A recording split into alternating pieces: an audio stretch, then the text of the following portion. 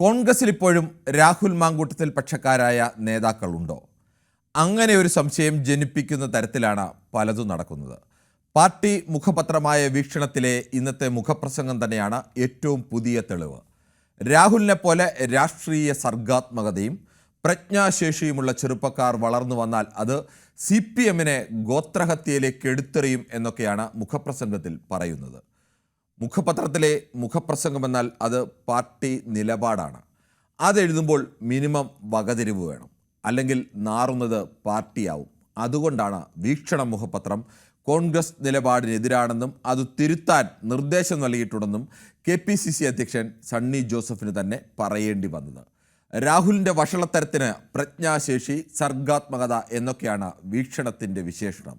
ഇത്തരം വൃത്തികേടുകൾ കാണിക്കുന്നതിന് നാടൻ ഭാഷയിൽ പ്രയോഗം വേറെയാണ്. അതൊന്നും അറിയാഞ്ഞിട്ടല്ല, മാന്യതയോർത്താണ് നാട്ടുകാർ പരസ്യമായി പറയാത്തത് എന്നെങ്കിലും ഓർക്കണം. കോൺഗ്രസ് ഹൈക്കമാൻഡ് അടക്കം തള്ളിക്കളഞ്ഞിട്ടും രാഹുലിനെ ഒളിഞ്ഞും തെളിഞ്ഞും ന്യായീകരിക്കുകയാണ് ചില നേതാക്കൾ.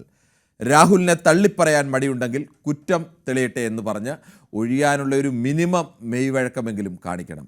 അല്ലാതെ രാഷ്ട്രീയ ഗൂഢാലോചനയാണെന്ന് പറഞ്ഞും രാഹുലിനെ പോലെ ഒരു പറ്റം ചെറുപ്പക്കാർ കോൺഗ്രസിൽ വളർന്നു വരുന്നത് കണ്ടുള്ള പേടിയാണെന്ന് പറഞ്ഞും പെൺകുട്ടിയെ വല്ലാത്ത തരത്തിൽ മോശപ്പെടുത്തിയുമൊന്നുമല്ല സംസാരിക്കേണ്ടത്.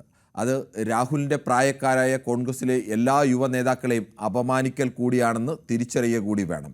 ചെറുപ്പക്കാരെ ആകെ നശിപ്പിക്കാൻ വേണ്ടിയാണ് ചെയ്യുന്നത് എന്നൊക്കെ പറയുമ്പോൾ ഈ വിഷയമാണ് ന്യൂസ് 18 പൊതുവേദി ചർച്ച ചെയ്യുന്നത്. രാഹുൽ വിഷയത്തിൽ കോൺഗ്രസിൽ രണ്ടു പക്ഷമോ? പ്രേക്ഷകർക്കും പ്രതികരിക്കാം.